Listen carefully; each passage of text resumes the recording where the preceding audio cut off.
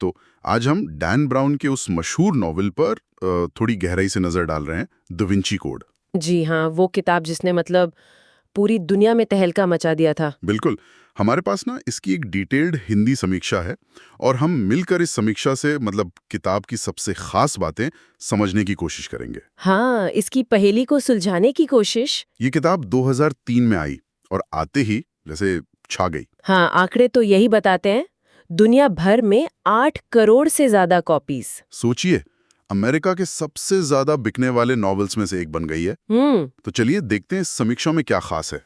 क्या कहती है समीक्षा? कहानी की शुरुआत तो पेरिस से होती है ना? हाँ, पेरिस का लूव्र म्यूजियम।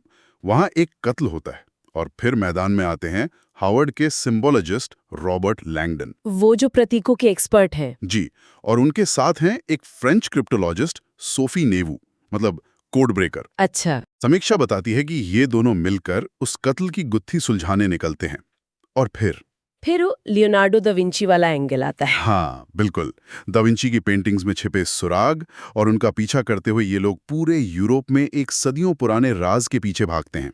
होली ग्रेल का रहस्य। वही। हाँ, और यहीं पर समीक्षा उस चीज पर रोशनी डालती है जिसने इस किताब को इतना विवादास्पद बना दिया। मतलब ये सिर्फ एक थ्रिलर नॉवल नहीं है। समीक्षा के मुताबिक डैन ब्राउन ने इसमें धार्मिक इतिहास, कला का इतिहास और वो प्रायरी ऑफ सियोन जैसे गुप्त समाजों की कहानियां सब मिला दिए हैं। अच्छा, सब कुछ एक साथ? हाँ, और सबसे बड़ा विवाद, जैसा कि समीक्षा में जिक्र है, वो ब्राउन के इस दावे से जुड़ा है कि यीशु मसीह हाँ?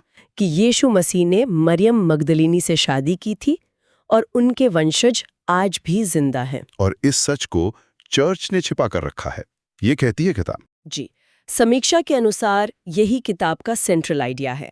जाहिर है, इतिहास और धार्मिक मान्यताओं की ऐसी व्याख्या से कई ईसाई समुदायों में काफी नाराजगी फैली। हाँ, वो तो स्वाभाविक है, लेकिन विवादों से हटकर अगर देखें तो ये समीक्षा ब्राउन के लिखने की शैली के बारे में क्या कहती है? ऐसा क्या है जो लोगों को इतना पसंद आया? समीक्षा का मानना है कि इसकी एक बड़ी वजह है ब्राउन का लिखने का अंदाज। बहुत ही सरल? हाँ, और तेज रफ्तार। लगभग हर चैप्टर एक ऐसी जगह खत्म होता है कि आप अगला पढ़े बिना रह नहीं सकते। क्लिफ हैंगर जिसे कहते हैं। बिल्कुल। और समीक्षा ये भी कहती है कि कहानी में असली जगहों और कलाकृतियों को शामिल करना, जैसे लूव्र म्यूजियम हो गया या दा विंची की लास्ट सपर पेंटिंग। हाँ, उससे वो और असली लगती है। जी, उससे पढ़ने का अनुभव और भी दिलचस्प हो जाता है। ये जानकारी और मनोरंजन का एक अच्छा मिक्सचर है। ठीक है, और किरदारों के बारे में समीक्षा का क्या कहना है? लैंगडन और सोफी, क्या वो कहानी जितने ही मजबूत हैं? देखिए, इस मामले में समीक्षा थोड़ी आलोचनात्मक है। अच्छा। हाँ, उसका मानना है कि मुख्य किरदारों में, लैंगडन और सोफी में, वो भावनात्मक गहराई थोड़ी कम है। वो कहानी को आगे बढ़ाने का काम तो करते हैं, अच्छे से करते हैं, लेकिन पाठक शायद उनसे उतना कनेक्ट ना कर पाए। ओके। पर समीक्षा ये भी कहती है कि कहानी की रफ्तार, उसका रहस्य और जो पहेलियां हैं वो इतनी मजबूत है कि किरदारों की ये कमी ज्यादा खलती नहीं है। दिलचस्प है। तो कहानी तेज है, स्टाइल बढ़िया है, पर किरदार थोड़े सपाट हैं। अच्छा, और इस किताब का असर क्या रहा? सिर्फ बेस्टसेलर बनना ही या कुछ और भी? नहीं, असर तो काफी बड़ा था। समीक्षा के अनुसार इस किताब ने आम लोगों में लियोनार्डो दा विंची की कला, यूरोप के इतिहास, हाँ, वो प्रतीकवाद, गुप्त समाज, जी, उन सब के बारे में जबरदस्त दिलचस्पी पैदा कर दी। कई लोगों ने तो किताब में बताई जगहों पर जाना भी शुरू कर दिया था। अच्छा। टूरिज्म बढ़ गया होगा, हाँ, कह सकते हैं। और हाँ, 2006 में इस पर वो टॉम हैंक्स के साथ एक बड़ी हॉलीवुड फिल्म भी तो बनी थी। हाँ बिल्कुल, उसने तो इसकी लोकप्रियता को और भी बढ़ा दिया होगा। निश्चित रूप से।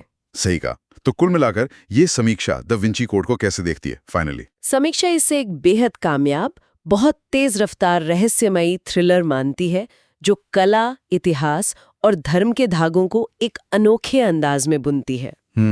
समीक्षा ये साफ करती है कि इसे शायद महान साहित्यिक कृति न माना जाए, और ऐतिहासिक दावों पर भी सवाल उठते रहे, वो तो हैं। हाँ, वो विवाद तो हैं।